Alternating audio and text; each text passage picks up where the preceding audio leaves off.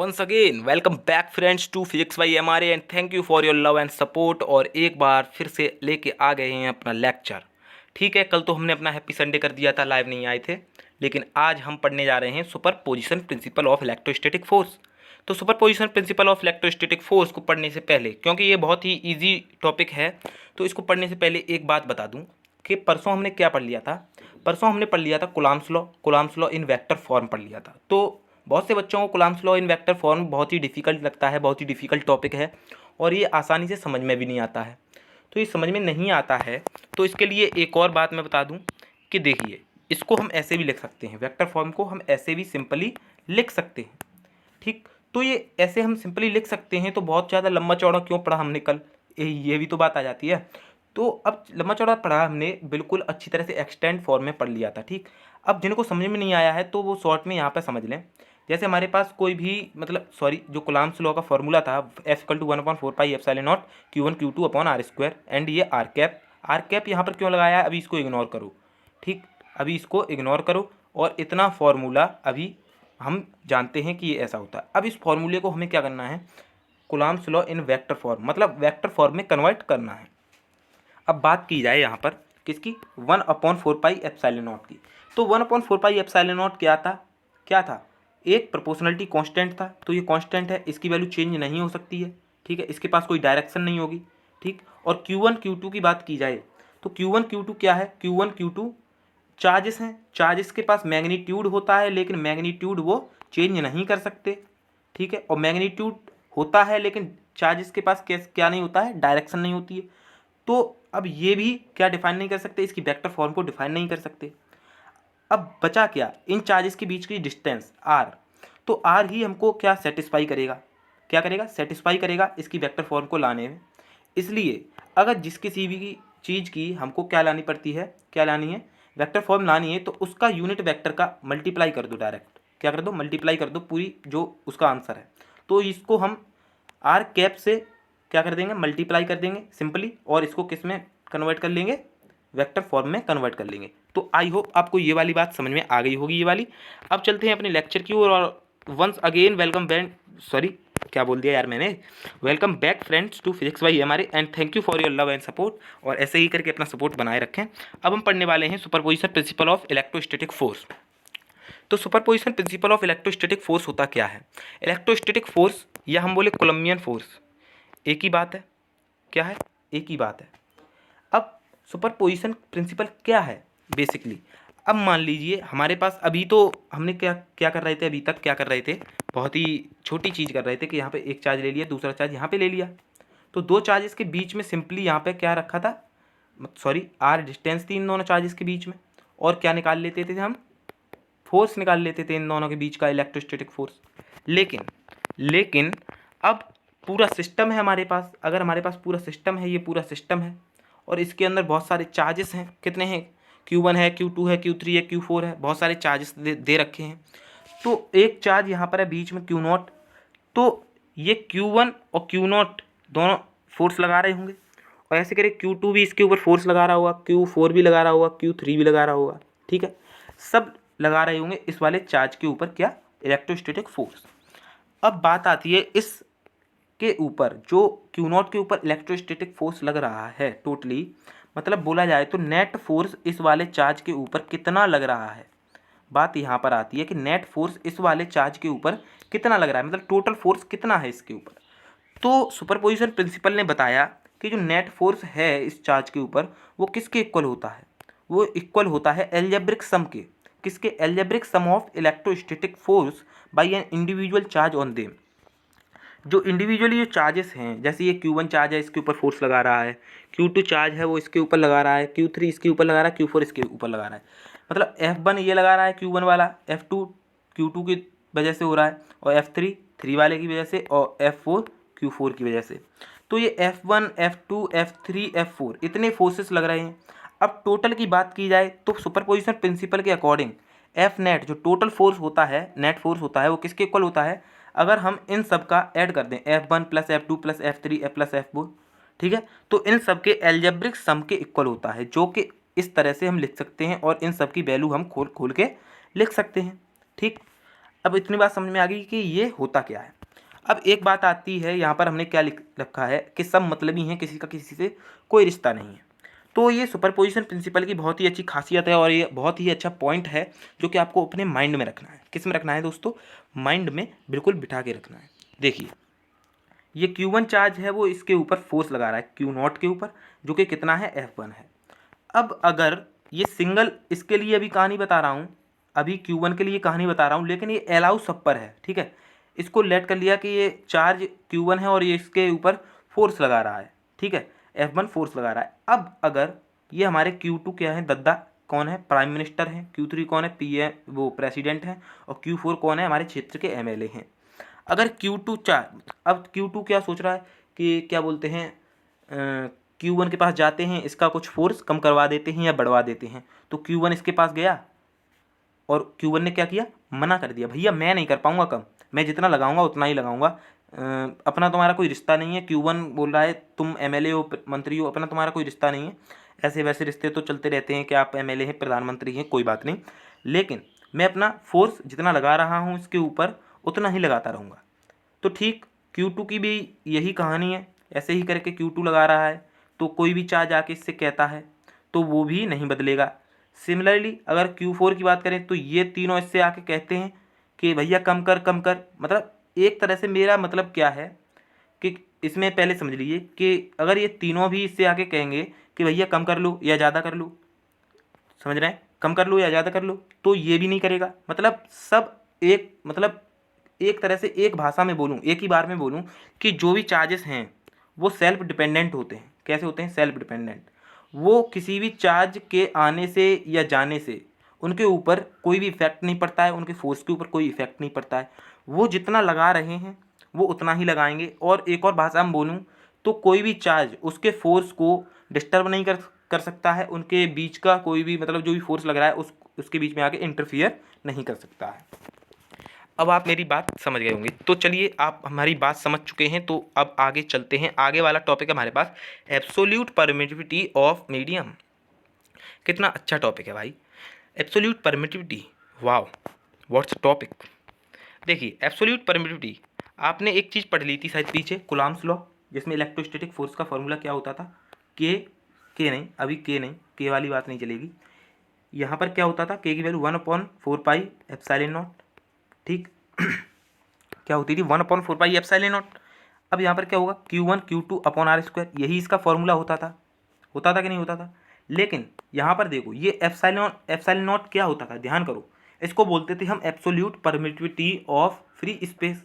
अब यहाँ पे फ्री स्पेस क्यों आता था, क्योंकि जो कुलाम्स बाबा थे, कुलाम्स साइंटिस्ट थे, यहाँ पे एप्सिलॉन नॉट आया, लेकिन उसका नाम क्या है, absolute permittivity of free space. अब यहाँ पे फ्री स्पेस क्यों बोल रहा है, क्योंकि जो कुलाम्स बाबा थे उन्होंने जो चार्जेस लिए थे, दो चार्जेस लिए थे, और आर डिस्टेंस थी उनके बीच की, वो कहाँ पर पुट किए थे, उन्होंने एयर या वैक्यूम बोले या फिर हम फ्री स्पेस बोले, वहाँ पर इन दोनों चार्जेस को पुट किया था। तब इन्होंने इसकी वैल्यू ये बताई थी 1/4πε0 Q1 Q2/r², ठीक।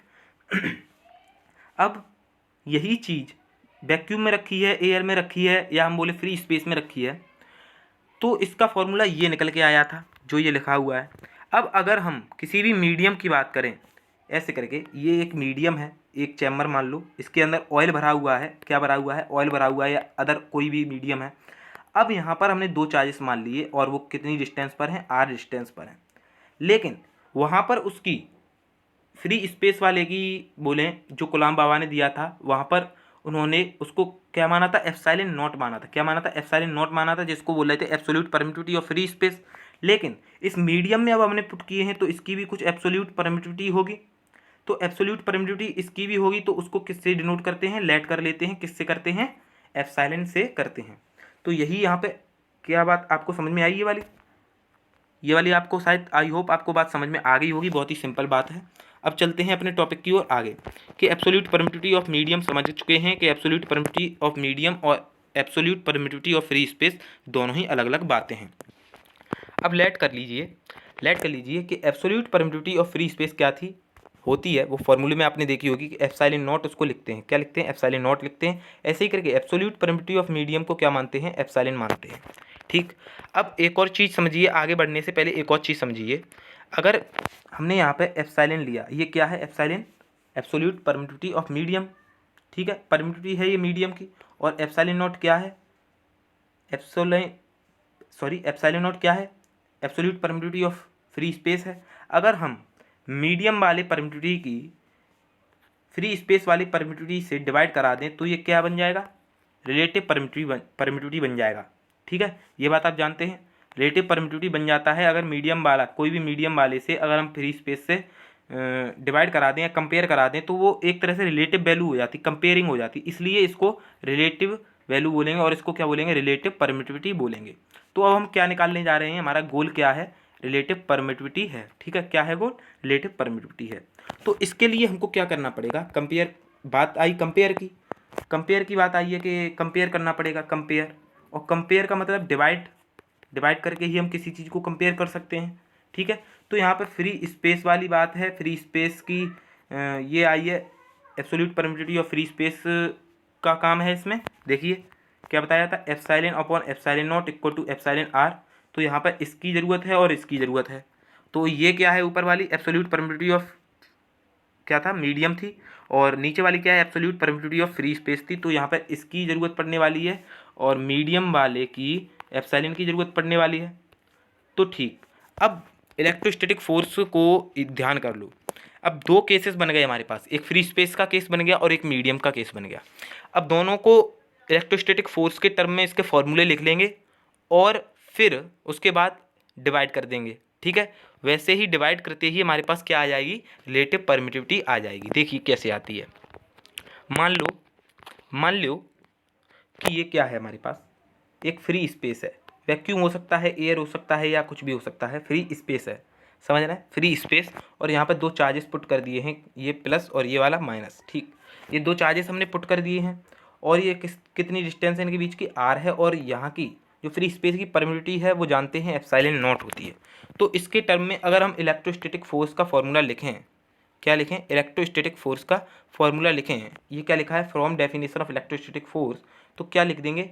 F naught equal to 1/4 pi epsilon naught Q1 Q2 upon R square लिख सकते हैं। ये हमने इक्वेशन फर्स्ट मान ली। क्या मान ली? Equation first. अब बात करते हैं इस मीडियम की क्या? मीडियम वाला केस कैसे लेंगे? कि ये चैम्बर है हमारे पास, कोई क्या है? चैम्बर के अंदर कोई भी मीडियम भर लिया है, ऑयल भर लिया है या कुछ भी भर लिया है और यहाँ पे चार्जेस को पुट कर दिया है, रख दिया है। कितनी दूर रख दिया है? आर डिस्टेंस दूर रख दिया है। और आर डिस्टेंस दूर रख दिया है, मीडियम की बात हो रही, तो इसकी एब्सोल्यूट परमिटिविटी क्या थी? एप्सिलॉन थी। ठीक है, तो इसके अकॉर्डिंग इसका फॉर्मूला हम क्या लिख सकते हैं? एफ एम, मीडियम के लिए जो electrostatic force, F M equal to 1/4 pi epsilon Q1 Q2 upon R square. देखिए यहाँ पे एप्सिलॉन नॉट था, इस वाले फॉर्मूले में यहाँ पे एप्सिलॉन नॉट था, यहाँ पे एप्सिलॉन है। बस किसका अंतर आ रहा है? केवल आ रहा है एब्सोल्यूट परमिटिविटी का। इसमें फ्री स्पेस की ली गई है क्योंकि ये फ्री स्पेस में रखे हुए हैं चार्ज, और इसमें किसकी ली गई है? मीडियम की ली गई है क्योंकि इसमें मीडियम के अंदर रखे हुए हैं चार्जेस। ठीक, अब हमारे पास दो इक्वेशन निकल के आई, दूसरी ये वाली है, पहली ये और दूसरी ये। ठीक, अब पहली और दूसरी इक्वेशन को हम डिवाइड कर देते हैं, मतलब पहली वाली इक्वेशन को दूसरी इक्वेशन से डिवाइड कर देते हैं, यानी कि first equation divided by second. ठीक, तो फर्स्ट वाली इक्वेशन ये है, ये हम पहले ऊपर रखेंगे। कहाँ रखेंगे? पहले ऊपर रख लेते हैं।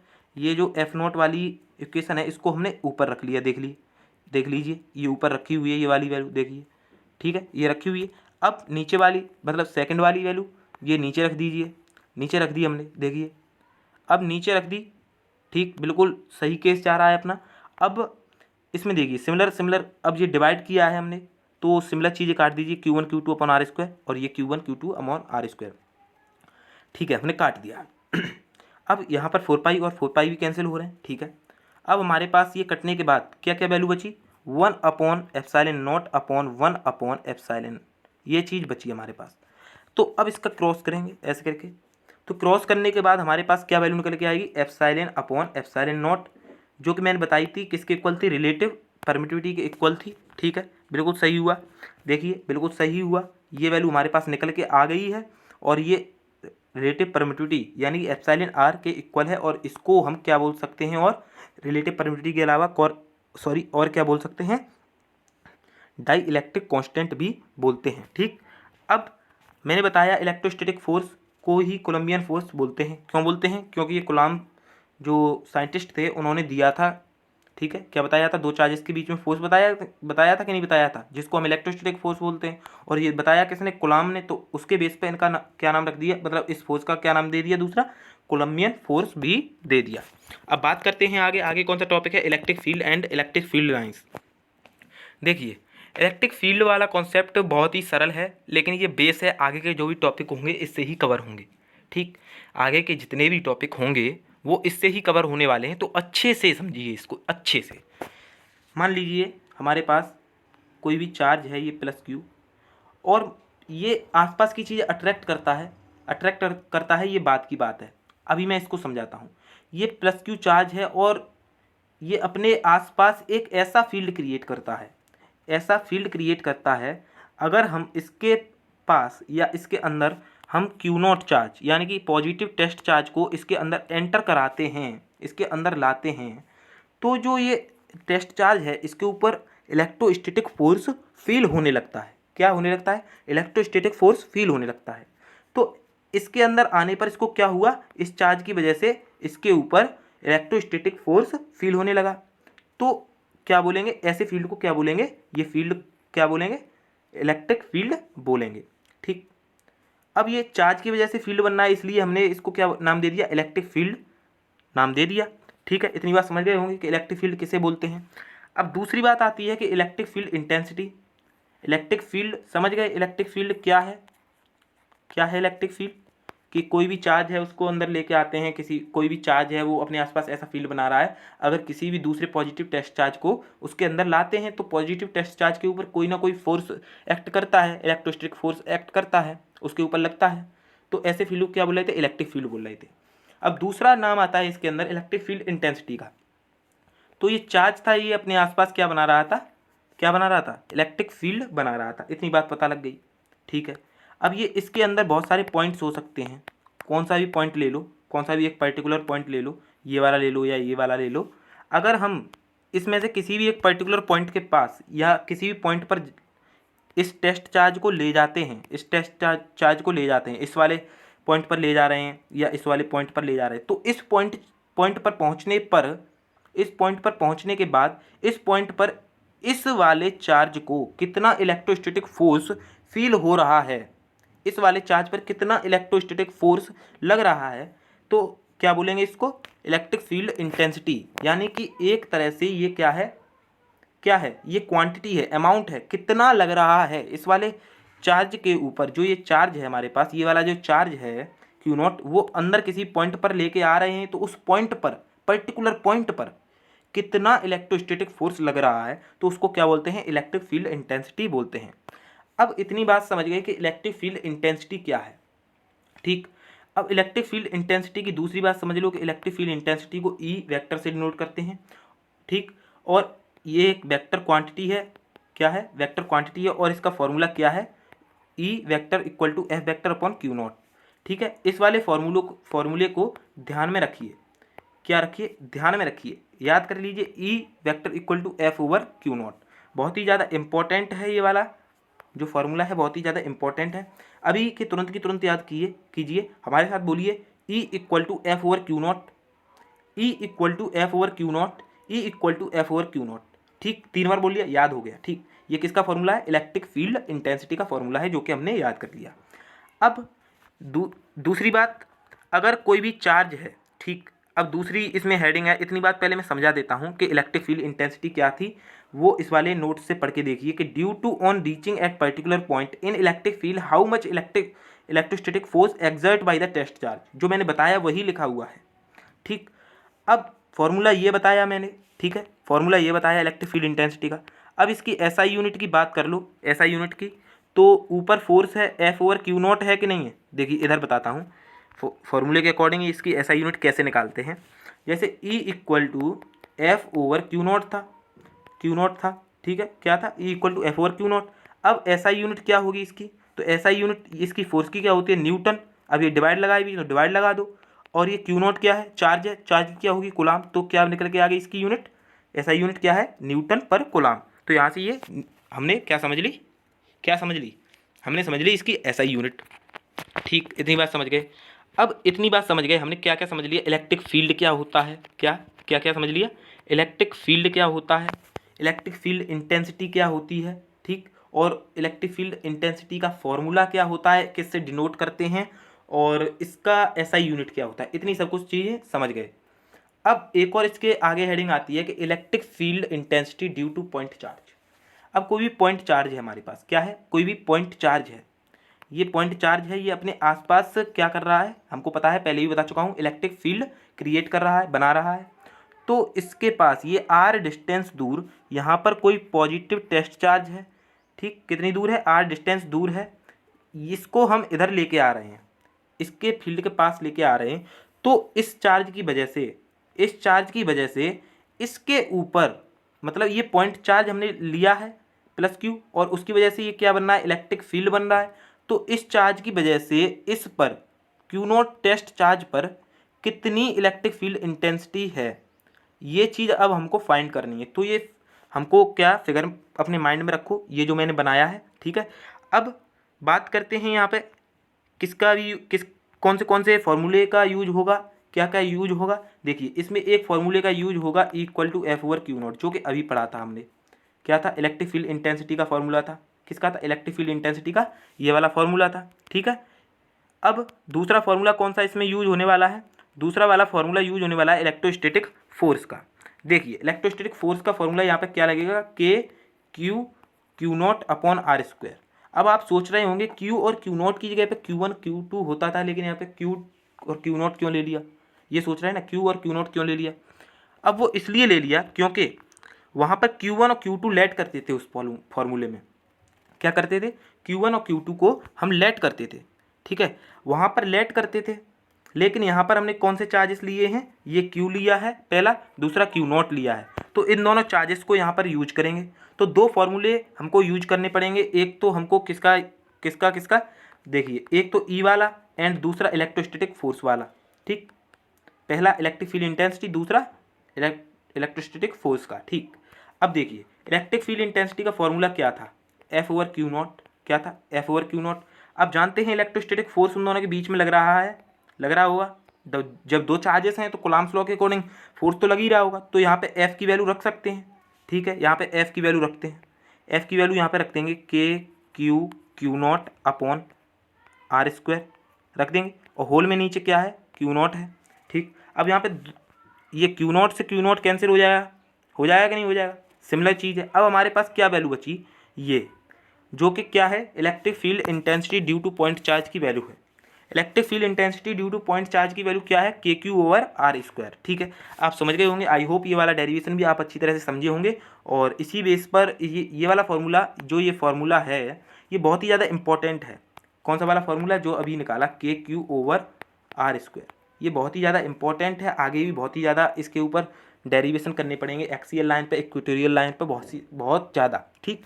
अब बात करते हैं आगे, देखिए इतनी बात समझ गए, ये वैल्यू हमने यहाँ से निकाल ली, जो कि इसमें बिल्कुल क्लियरली लिखा है, यहाँ पे ये लिया है, और यहाँ से हमने इलेक्ट्रोस्टैटिक फोर्स का फॉर्मूला यूज किया है, और यहाँ पे वैल्यू पुट कर दी है। पुट करने के बाद क्यू नॉट से क्यू नॉट कैंसिल किया है, और कैंसिल करने के बाद हमारे पास वैल्यू आ गई ये वाली, electric field intensity due two point charge. I hope आप समझ रहे होंगे, बहुत अच्छे से आपको समझ में भी आया होगा, ठीक। अब बात करते हैं इसकी superposition principle of electric field. देखिए इसमें भी सिमिलरली उसी की तरह, जैसे सुपरपोजिशन प्रिंसिपल ऑफ, अभी हमने पढ़ा था शुरुआत में, पहला ही टॉपिक था superposition principle of electrostatic force, वैसे ही करके इलेक्ट्रिक फील्ड का कॉन्सेप्ट है superposition principle of electric field, ठीक।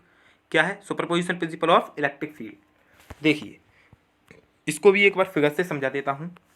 ये हमारे पास कोई भी सिस्टम है, सुपरपोजिशन प्रिंसिपल किसके लिए अलाउ होता है, किसी भी सिस्टम के अंदर, और उसके अंदर अलग अलग चार्जेस होने चाहिए। जैसे ये चार्जेस हैं, ठीक, ये मान लो कौन सा चार्ज है, Q1 चार्ज है, ये क्या है, Q2 चार्ज है, ये Q3 चार्ज है, ठीक है, और यहाँ पर एक Q नॉट चार्ज मान लो, ठीक, मान लिया, टेस्ट चार्ज मान लिया। अब ध्यान करो, इलेक्ट्रोस्टैटिक फोर्स में आपने क्या किया था, ध्यान करो, कि उसमें फोर्सेस अलग अलग निकाल लिए थे, F1 F2 F3, ठीक है, और टोटली उसके ऊपर जितने फोर्सेस लग रहे थे सबको ऐड कर दिया था कि नहीं कर दिया था, सबको ऐड कर दिया था। अब जब ऐड कर दिया था वैसे ही करके सिमिलरली ये वाला केस है, क्या है, वैसा ही बिल्कुल सेम केस है। जैसे देखिए ये वाला जो Q1 है इसके ऊपर कुछ इलेक्ट्रिक फील्ड इंटेंसिटी लगा रहा हुआ, ऐसे ही करके ये वाला चार्ज Q2 भी इसके ऊपर कुछ लगा रहा हुआ इलेक्ट्रिक फील्ड इंटेंसिटी, और ये वाला भी इसके ऊपर कुछ इलेक्ट्रिक फील्ड इंटेंसिटी लगा रहा हुआ। मैं तीन ही चार्ज लेता हूँ कि जल्दी समझ में आ जाए, और छोटे से बहुत जल्दी समझ में आता है। देखिए Q1 की वजह से जो लग रही है उसको मान लो E1, और Q2 की वजह से जो लग रही है उसको मान लो E2, और Q3 की वजह से जो लग रही है उसको मान लो क्या, E3, ठीक है। सबको हमने मान लिया E1 E2 E3।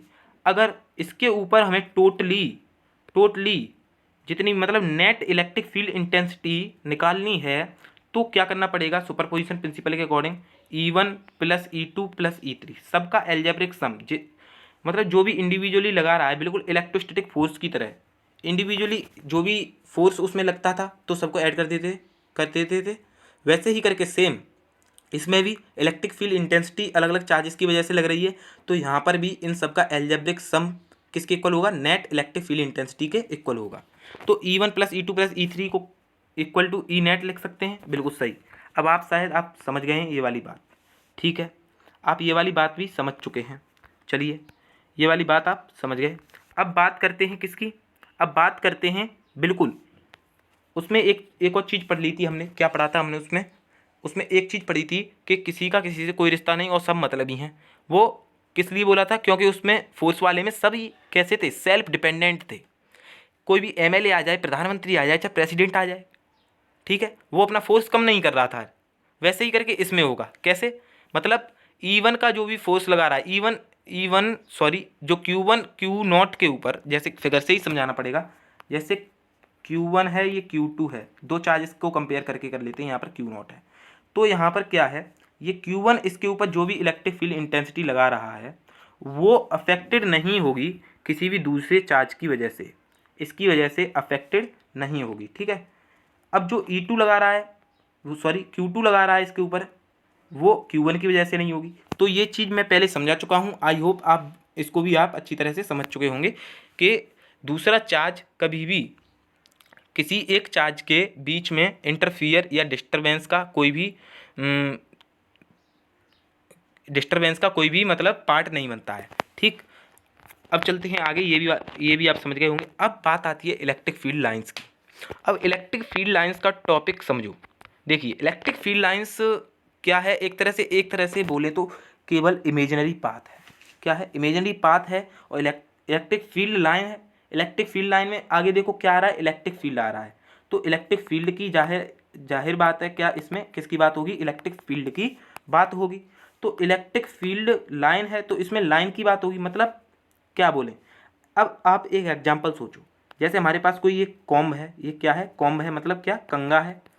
कंगे को जब हम क्या बोलते हैं, कंगा ले लो या स्केल ले लो, कंगे को जब हम अपने बालों से रगड़ते हैं, रबिंग कराते हैं अपने बालों से, तो रबिंग कराने पर यहाँ रबिंग कराने के बाद अभी हमारे पास छोटे छोटे स्मॉल पीसेस ऑफ किसके हैं, पेपर के हैं, पेपर के हमने स्मॉल पीसेस डाल दिए, और ये कंगा जो है इसको हम इसके पास लेके आते हैं, जो स्मॉल पीसेस हैं इनके पास लेके आते हैं, तो इनके बीच में कुछ था नहीं, लेकिन ये फिर भी अट्रैक्ट होने लगते हैं। ये जो टिनी स्मॉल पेपर्स हैं ये फिर भी क्या होने लगते हैं, अट्रैक्ट होने लगते हैं। अब जब ये अट्रैक्ट होने लगते हैं तो भैया एक बात बताइए, इनके बीच में कुछ ना कुछ तो होगा, जो कि क्या होता है, क्या बोला जाता है, इलेक्ट्रिक फील्ड बोला जाता है कि नहीं बोला जाता, इलेक्ट्रिक फील्ड बोला जाता है। लेकिन वो इलेक्ट्रिक फील्ड की भी कुछ डायरेक्शन होगी, कुछ लाइन्स होंगी, तो उसी को हम पढ़ने जा रहे हैं। और ये कैसी होती हैं, वैसे दिखाई नहीं पड़ती हैं लेकिन इमेजिनरी बोली जाती हैं, मतलब क्या बोला जाएगा, ये इमेजिनरी पाथ होती हैं इलेक्ट्रिक फील्ड की, ठीक। आई होप आप समझ गए होंगे, अब अपनी इतनी बात आप समझ गए होंगे, ठीक है। अब बात करते हैं इलेक्ट्रिक फील्ड लाइंस की। तो इलेक्ट्रिक फील्ड लाइन, मान लो यहाँ पर कोई पॉजिटिव चार्ज है और यहाँ पर कैसा है, नेगेटिव चार्ज है, और इसके बीच में कोई भी Q0 पॉजिटिव चार्ज ले लो, ठीक है, Q0 पॉजिटिव चार्ज ले लिया, ठीक है। अब ये जो पॉजिटिव चार्ज है ये वाला इसको क्या करेगा, रिपेल करेगा, और जो ये पॉजिटिव चार्ज है ये, टेस्ट चार्ज क्या है, पॉजिटिव चार्ज ये वाला, ये इसको अट्रैक्ट करेगा क्योंकि इधर ये नेगेटिव है। इनके दोनों के बीच में क्या होगा, अट्रैक्शन होगा, लेकिन इन दोनों के बीच में क्या होगा, रिपल्सन होगा। तो यहीं से हम डायरेक्शन सोच सकते हैं पॉजिटिव और नेगेटिव चार्ज की अलग अलग से। क्या सोच सकते हैं कि पॉजिटिव चार्ज की जो डायरेक्शन होती है, पॉजिटिव चार्ज की कैसी डायरेक्शन होती है, याद कर लो, हमेशा के लिए याद कर लो, पॉजिटिव की कैसी डायरेक्शन होगी, कैसी डायरेक्शन होगी, ये चीज़ हमको याद रखनी है हमेशा, ठीक है। न्यूमेरिकल्स में तो होती ही है यूज, और आगे चल के डेरिवेशंस में भी इसका यूज होगा।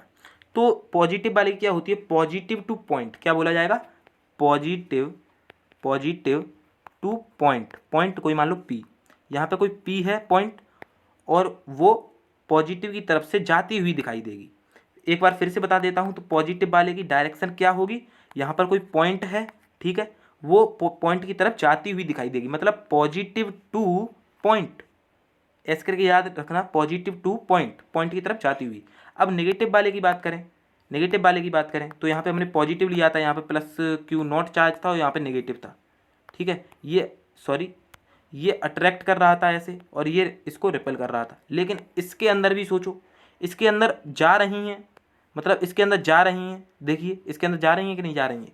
तो मान लो पीछे कोई पॉइंट भी होगा, कोई पॉइंट भी होगा, तो अब इसकी डायरेक्शन को क्या बोलेंगे हम, पॉइंट टू नेगेटिव। सोचिए, ये हमारे पास कोई नेगेटिव चार्ज है, ठीक है, इधर कोई पॉइंट है मान लीजिए पी, ठीक है। अब इसकी डायरेक्शन की बात करें तो ये ऐसी होगी हमेशा अंदर जाती हुई। अब अंदर जाती हुई क्यों होगी, क्योंकि इसको हमेशा याद कर लो, पॉइंट टू नेगेटिव, उसकी थी पॉजिटिव टू पॉइंट, पॉजिटिव वाले की पॉजिटिव से पॉइंट की तरफ जाती हुई, लेकिन इसकी क्या होगी, पॉइंट टू नेगेटिव, ये पॉइंट से नेगेटिव की ओर जाती हुई, ठीक है। अब इतनी बात आप डायरेक्शन की समझ गए होंगे। अब चलते हैं आगे इसकी प्रॉपर्टीज़ की।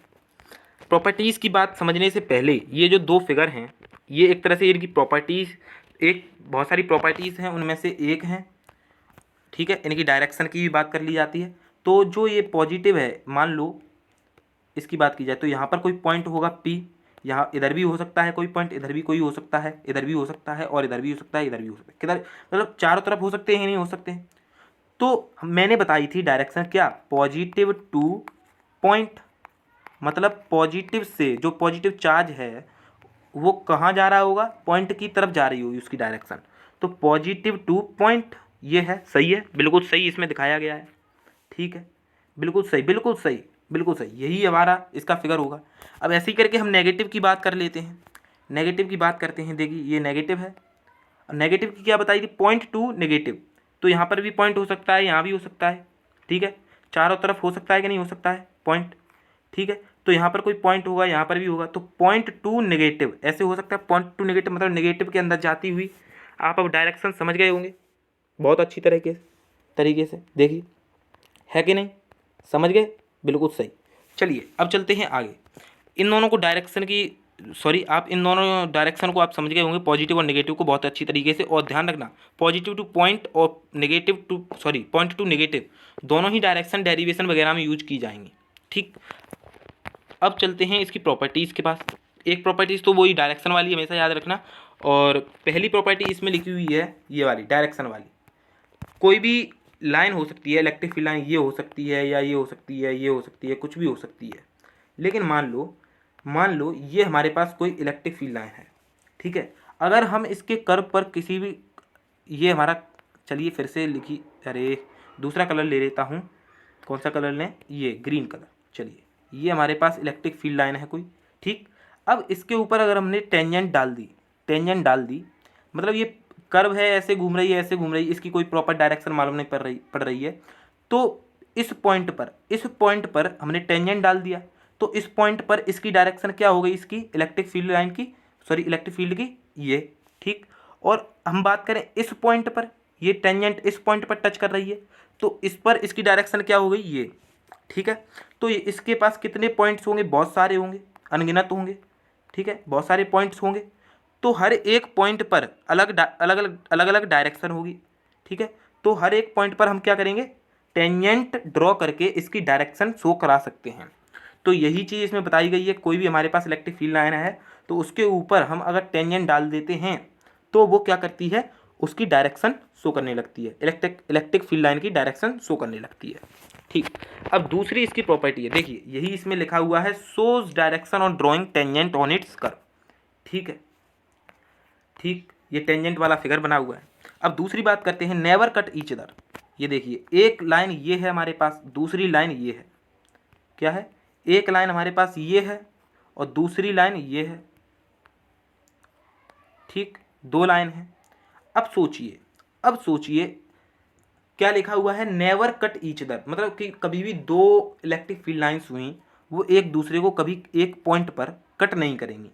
अब ये कट नहीं करेंगी, कट नहीं करेंगी, कट क्यों नहीं करेंगी? बात आती है कि इन्होंने यहाँ पे मैंने लिख तो दिया कि नेवर कट ईच अदर, कभी भी कट नहीं करेंगी। ठीक है, लिख तो दिया इस पॉइंट पर कभी भी कट नहीं करेंगी, लेकिन ये कट क्यों नहीं करेंगी, बात ये यहाँ पर आती है। तो सोचो, सोचो एक टाइम पर यहाँ पर, मतलब एक सेम टाइम पर, एक टाइम पर समझ लीजिए, एक टाइम पर यहाँ पर ये दोनों इलेक्ट्रिक फील्ड लाइंस क्या करती हैं, कट करती हैं। तो कट करने पर इनके पास दो डायरेक्शंस हो जाती हैं। कितनी डायरेक्शन हो जाती हैं? एक ही टाइम पर दो डायरेक्शन हो जाती हैं, एक इधर हो जाती है और दूसरी इधर हो जाती है। दो डायरेक्शन हो जाती हैं एक ही पॉइंट पर और एक ही टाइम पर। तो हम क्या बोलेंगे, ये कट क्यों नहीं करती? ये कट इसलिए नहीं करती हैं क्योंकि एक टाइम पर, एक पॉइंट पर कभी भी two electric field lines cut इसलिए नहीं करती हैं क्योंकि कभी भी दो डायरेक्शन एक साथ पॉसिबल हो ही नहीं सकती हैं किसी चीज़ की। अगर कट करती हैं तो इसके पास दो डायरेक्शन हो जाएंगी। कितनी डायरेक्शन हो जाएंगी? दो डायरेक्शन हो जाएंगी, जो कि पॉसिबल नहीं है। समझ रहे हैं? किसी भी चीज़ की एक डायरेक्शन हो सकती है, लेकिन इसकी तो दो डायरेक्शन है। ठीक है, तो इनकी दो डायरेक्शन होने की वजह से ये पॉसिबल नहीं है, तो इस वजह से ये कभी भी कट नहीं करेंगे। ये पॉइंट हमेशा ध्यान रखिए, ये कभी भी कट नहीं करेंगे। ठीक, तो यही इसमें लिखा हुआ है, it is not possible having two direction at one time because this is not possible. ठीक है, अब बात करते हैं do not form close loop. तो ये वाला फिगर देखिए आप, ये वाला फिगर आप अच्छी तरह से देखिए। कौन सा वाला? देखिए ये जो मैंने फिगर बनाया है, पॉजिटिव, ये क्या है? पॉजिटिव चार्ज है। ये जो मैंने बनाया है, अब सोचिए यहाँ पर ये पॉजिटिव चार्ज है और ये नेगेटिव चार्ज है। ठीक है, दोनों चार्जेस हैं। एक तरह से डायपोल का भी, मतलब इलेक्ट्रिक फील्ड लाइन से डायपोल की दिखाई जाए तो उसमें भी ये वाला फिगर यूज हो सकता है, लेकिन अभी हम पॉजिटिव और नेगेटिव की बात करते हैं। यहाँ पे दो चार्जेस ले लिए, हम जानते हैं पॉजिटिव से निकलती हैं, तो ये निकलती हुई दिखाई जा रही हैं। देखिए पॉजिटिव से निकलती हैं और ये इसके अंदर जा रही हैं, देखिए नेगेटिव वाले के अंदर जा रही हैं। ठीक है, इतनी बात समझ में आ गई। और इसके अलावा केवल इतनी नहीं दिखानी है इसमें, इसके अलावा ये भी होंगी, ये जा रही हैं। देखिए किसी ना किसी पॉइंट पर, इधर भी कोई पॉइंट हो सकता है पॉजिटिव टू पॉइंट, इधर भी कोई पॉइंट हो सकता है, कोई इधर पॉइंट हो सकता है, या इधर हो सकता है, ये इधर भी हो सकता है। ऐसे ही करके इसमें भी नेगेटिव वाले इधर दिखाए गए, ये पॉइंट हो सकता है यहाँ पे, पॉइंट टू नेगेटिव, मतलब पॉइंट से नेगेटिव की तरफ, पॉइंट पॉइंट पॉइंट, यहाँ पे पॉइंट हो सकता है। ठीक, अब इतनी बात समझ में आई। अब क्या बोला है यहाँ पर कि ये क्लोज लूप नहीं बनाती हैं, जो इलेक्ट्रिक फील्ड लाइंस होती हैं वो क्लोज लूप नहीं बनाती हैं। देखिए यहाँ पे हमने क्या पढ़ा, पीछे हमने क्या पढ़ा, पॉजिटिव से तो ओरिजिनेट होती हैं, मतलब बनती हैं, क्या करती हैं, पॉजिटिव वाले से ओरिजिनेट होती हैं। ठीक, यहाँ से ओरिजिनेट होती हैं, निकलती हैं, और नेगेटिव वाले पे ख़त्म होती हैं, मतलब इसके अंदर घुस जाती हैं। और क्या बोलेंगे हम, पॉजिटिव से तो पॉजिटिव से तो ओरिजिनेट होती हैं और नेगेटिव पे जाके कैसी हो जाती हैं, कैसी हो जाती हैं, टर्मिनेट हो जाती, खत्म हो जाती हैं। अगर ये यहाँ से शुरू हुई, इस पॉइंट से शुरू हुई और इस पॉइंट पर जाकर ख़त्म हो गई, इस पॉइंट से शुरू हुई और इस पॉइंट पर जाके ख़त्म हो गई, तो ये क्लोज लूप बनाई नहीं। और एक बात बता दूं, क्लोज लूप होता क्या है, अगर कोई भी पॉइंट से, इस पॉइंट से शुरू हुआ कोई भी चीज़ और ये घूम फिर के उसी पॉइंट पे आके ख़त्म हुआ, इस पॉइंट से शुरू हुआ था और इसी पॉइंट से ख़त्म हो गया, इस पॉइंट से शुरू हुआ था और इसी से ख़त्म हो गया, तो ये पूरा का पूरा क्या बन गया, हमारा एक क्लोज लूप बन गया। लेकिन इसमें देखिए ये यहाँ से शुरू हो रही है और यहाँ पर ख़त्म हो रही है, ये वापस आके इससे मिल तो पाई नहीं, इसलिए ये क्या बोलते हैं, इसको क्लोज लूप नहीं फॉर्म कर पाती हैं। तो यही इसमें लिखा है, because it is exist from positive, exist मतलब समझ रहे हैं, यानी कि निकलती है, originate from positive charge and terminate to negative charge. ठीक है, अब मुझे लग रहा है कि आप कुछ समझ रहे होंगे। ठीक है, अब चलते हैं आगे। आगे बढ़ने से पहले एक और बात बता देता हूँ। देखिए मान लो मान लो ये हमारे पास इलेक्ट्रिक फील्ड लाइन्स है, क्या है, इलेक्ट्रिक फील्ड लाइन्स है। तो ये क्या बोला जाएगा, सभी एक दूसरे के अगर पैरेलल हैं, मान लो ये एक इलेक्ट्रिक फील्ड लाइन है, दूसरी ये इलेक्ट्रिक फील्ड लाइन है, तीसरी ये इलेक्ट्रिक फील्ड लाइन है, ये चौथी ये इलेक्ट्रिक फील्ड लाइन है। ठीक है, ये क्या है, इलेक्ट्रिक फील्ड लाइन है। अब मान लो ये इन दोनों के, ये जितनी भी इलेक्ट्रिक फील्ड लाइन है 1 2 3 4, सभी एक दूसरे के अगर पैरेलल हैं तो इसको क्या बोलेंगे, ऐसे इलेक्ट्रिक फील्ड को क्या बोलेंगे, यूनिफॉर्म इलेक्ट्रिक फील्ड बोलेंगे। ठीक है, क्या बोलेंगे, यूनिफॉर्म इलेक्ट्रिक फील्ड बोलेंगे ऐसे फील्ड को जिसमें सभी इलेक्ट्रिक फील्ड लाइंस एक दूसरे के मतलब क्या हों, पैरेलल हों। एक बात ये जान गए। ठीक है, अब दूसरी बात क्या है, देखिए दूसरी बात क्या है, देखिए दूसरी बात क्या है, दूसरी बात अगर हम ये बोलें, जैसे हमारे पास ये कोई सोर्स है इलेक्ट्रिक फील्ड लाइन का, ये मान लो क्या है, सोर्स है, इससे इलेक्ट्रिक फील्ड लाइन से निकल रही हैं, ये ऐसे निकल रही हैं, देखिए ये ऐसे करके निकल रही हैं और ये ऐसे करके दूर होती जा रही हैं। ठीक है, ये ऐसे करके दूर होती जा रही हैं, ये पास पास हैं यहाँ पर। अब ये बात बोलें तो इसकी ये एक तरह से प्रॉपर्टी ही है। ये यहाँ पर मैंने कितनी प्रॉपर्टी बताई है, वैसे 3 प्रॉपर्टी बताई हैं, इसको चौथे में भी काउंट कर लो। ठीक, ये क्या प्रॉपर्टी बता रही है, ये वाली चौथी वाली प्रॉपर्टी क्या बता रही है, देखिए जितना ज़्यादा डेंस होगा इलेक्ट्रिक फील्ड लाइंस, जितनी ज़्यादा डेंस होंगी उतना ही ज़्यादा उस जगह पे क्या होगा, इलेक्ट्रिक फील्ड होगा, इलेक्ट्रिक फील्ड उतना ही ज़्यादा होगा। ठीक, जितना ज़्यादा डेंस होगा उतना ज़्यादा क्या होगा, जितना ज़्यादा डेंस होगा उतना ज़्यादा इलेक्ट्रिक फील्ड होगा वहाँ पर। ठीक, अब बात करें यहाँ पर, देखिए डेंस क्या बोला हूँ मैं, समझ रहे हैं आप, डेंस क्या, पास पास हैं, देखिए ये पास पास हैं। ठीक है, दोबारा फिगर बना के समझाऊँ, देखिए ये पास पास हैं। ठीक, अब देखिए ये मतलब आगे चल के ये दूर दूर हो गई हैं, तो यहाँ पर क्या होगा, इलेक्ट्रिक फील्ड लाइन कम होता चला जाएगा, आगे बढ़ते बढ़ते इलेक्ट्रिक फील्ड लाइन कम होता चला जाएगा। एक और बात समझ लीजिएगा, जैसे ये कोई सोर्स है, यहाँ से इलेक्ट्रिक फील्ड लाइन्स निकल रही हैं, ये मान लीजिए ऐसे करके निकल रही हैं, तो ये देखिए इसमें कितनी डिस्टेंस है, बहुत ही ज़्यादा मतलब गैप है, तो डेंसिटी यहाँ पर कैसी है, ज़्यादा है। ठीक, डेंसिटी पर भी डेंसिटी यहाँ पर कम है, डेंसिटी कम है, घनत्व कम है। ठीक, तो डेंसिटी कम है तो यहाँ पर क्या कम होगा, इलेक्ट्रिक फील्ड कम होगा, क्या होगा, इलेक्ट्रिक फील्ड कम होगा। अब बात करें किसकी, इस पॉइंट की, यहाँ पर क्या बोलते हैं, घनत्व ज़्यादा है, देखिए बहुत ही ज़्यादा क्लोज हैं इलेक्ट्रिक फील्ड लाइन्स जो भी हैं, बहुत ही ज़्यादा क्लोज हैं, तो क्लोज हैं तो क्या है, डेंसिटी ज़्यादा है तो क्या है, इलेक्ट्रिक फील्ड भी ज़्यादा होगा, क्या होगा, इलेक्ट्रिक फील्ड भी ज़्यादा होगा। अगर डेंसिटी ज़्यादा है तो इलेक्ट्रिक फील्ड भी ज़्यादा होगा, और डेंसिटी अगर कम है तो इलेक्ट्रिक फील्ड भी कम होगा। आई होप ये चौथी वाली प्रॉपर्टी भी आपको समझ में आ गई होगी। चलिए अब बात करते हैं आगे की तरफ। आगे कौन सा टॉपिक है हमारे पास, आगे हमारे पास टॉपिक है behaviour of metal in external electric field. देखिए कोई भी मेटल है, और एक और बात बता दूं, चलिए मेटल में ही समझ लीजिए, मेटल में ही समझ लेते हैं।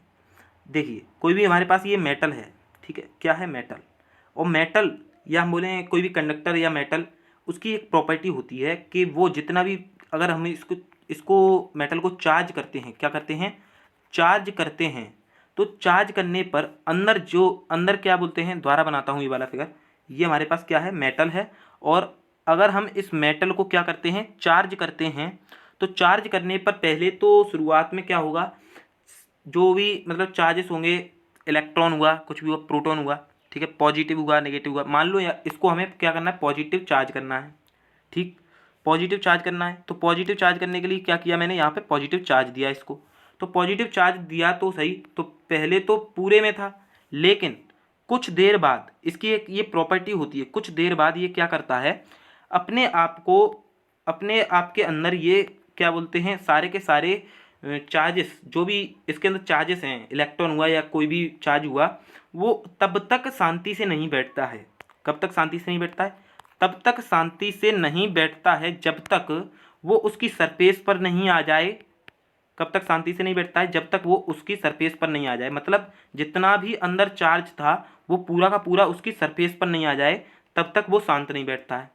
अब अगर ये पूरा का पूरा चार्ज उसकी सरफेस पर आ गया, तो सोचो, अंदर तो चार्ज बचा ही नहीं, क्या, अंदर तो चार्ज बचा ही नहीं, तो अंदर इलेक्ट्रिक फील्ड मेटल में या बोलें कंडक्टर में कैसा होता है, जीरो होता है।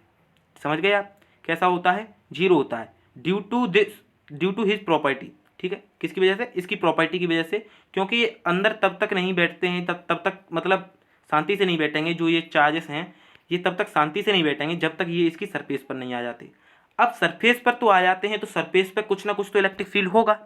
ठीक है, इलेक्ट्रिक फील्ड किस पे होगा, सरफेस पर, मान लिया किस पर होगा, सरफेस पर। ठीक है, ये रहा पॉजिटिव, ये रहा पॉजिटिव, ये रहा पॉजिटिव, ये रहा, ये इसकी सरफेस पर आके बैठ गए। ठीक है, इसकी सरफेस पर तो होगा, लेकिन सरफेस पर तो होगा लेकिन अंदर नहीं होगा। सरफेस पर तो होगा, मैंने क्या बोला, सरफेस पर तो होगा लेकिन अंदर क्यों नहीं होगा, क्योंकि वो चार्जेस सारे के सारे बाहर आ जाते हैं, ये इसकी प्रॉपर्टी है। ठीक, अब बाहर कैसे होगा, जो बाहर इलेक्ट्रिक फील्ड होगा वो कैसे होगा। देखिए, हमेशा इलेक्ट्रिक फील्ड की जो डायरेक्शन दिखाते हैं, मतलब हमेशा परपेंडिकुलरली जाता हुआ दिखाई देगा। ठीक है, परपेंडिकुलरली मतलब 90 डिग्री एंगल बना रहा होगा। ठीक, 90 डिग्री एंगल बना रहा होगा। बाहर जो भी इलेक्ट्रिक फील्ड लाइन दिखाएंगे हम इसकी आती हुई या जाती हुई, तो कैसी दिखाएंगे, 90 डिग्री, 90 डिग्री शो करेगा यहाँ पे, 90 डिग्री ही बना रहा होगा इसकी सरफेस के साथ। जो भी मेटल होगा उसकी सरफेस के साथ कितना एंगल बना रहा होगा, 90 डिग्री बना रहा होगा। ठीक है, बाहर जो भी इलेक्ट्रिक फील्ड होगा, अंदर तो जीरो है ही है। ठीक, इतनी बात समझ गए आप, तो 90 डिग्री इतना बना रहा होगा। ठीक, अब बात करते हैं आगे, बात आगे करते हैं कि दोनों पॉइंट्स क्या थे, इसमें दो पॉइंट्स दिए हैं। पहला पॉइंट वही है, net electric field inside the metal become zero when it is in electrostatic condition. मतलब जो भी नेट इलेक्ट्रिक फील्ड इनसाइड, मतलब मेटल के अंदर जितना ही नेट इलेक्ट्रिक फील्ड होगा वो जीरो होगा इलेक्ट्रोस्टैटिक कंडीशन में। इलेक्ट्रोस्टैटिक कंडीशन में समझ रहे हैं, पॉजिटिव चार्ज उसकी सरफेस पर आ जाता है, यही इसकी प्रॉपर्टी है। समझ गए, ठीक है। चलिए, और दूसरा वाला पॉइंट इसमें भी वही दिया हुआ है कि जो नेट इलेक्ट्रिक फील्ड इंटेंसिटी होती है उसकी सरफेस पर, नियर द सरफेस, वो कैसी होगी, remains normal to the surface in electrostatic condition. Normal surface समझना है, परपेंडिकुलर, परपेंडिकुलर यानी 90 डिग्री एंगल बनाती हुई जा रही होंगी या आ रही होंगी। इतनी बात आप समझ गए होंगे। चलिए, आज के लिए शायद अब क्या है, इलेक्ट्रिक डायपोल है। चलिए, इलेक्ट्रिक डायपोल भी इसमें ही समझ लेते हैं, फिर कल से क्या करेंगे, इसकी क्या करेंगे, एप्लीकेशंस करने लगेंगे। ठीक है, अब देखिए, इलेक्ट्रिक डायपोल, इलेक्ट्रिक डायपोल क्या होता है। कोई भी दो, एक तरह से इलेक्ट्रिक डायपोल होता क्या है भाई, कुछ भी नहीं, एक सिस्टम होता है। क्या होता है, सिस्टम होता है। दो चार्जेस होते हैं, एक पॉजिटिव है, ये नेगेटिव है। दोनों चार्जेस का मैग्नीट्यूड तो सेम होगा। क्या होगा, मैग्नीट्यूड तो सेम होगा। क्या होगा, मैग्नीट्यूड तो सेम होगा, लेकिन उनके जो चार्जेस हैं वो उनका नेचर अपोजिट होगा। ठीक है, सिस्टम कैसा है, एक सिस्टम है जिसके अंदर पॉजिटिव चार्ज और नेगेटिव चार्ज होते हैं। मतलब पॉजिटिव होगा चार्ज, एक नेगेटिव चार्ज होगा, दोनों सेम मतलब क्वांटिटी के होंगे। समझ रहे हैं, उसका मैग्नीट्यूड होगा वो सेम होगा। ठीक है, कैसा होगा, मैग्नीट्यूड सेम होगा। ठीक, अब बात करें इनकी, क्या बोलते हैं, क्या किसकी बात करने वाले हैं अब, सॉरी गाइस कोई आ गया था तो थोड़ा जाना पड़ा। अब मैं कंटिन्यू करता हूँ अपना इलेक्ट्रिक डायपोल।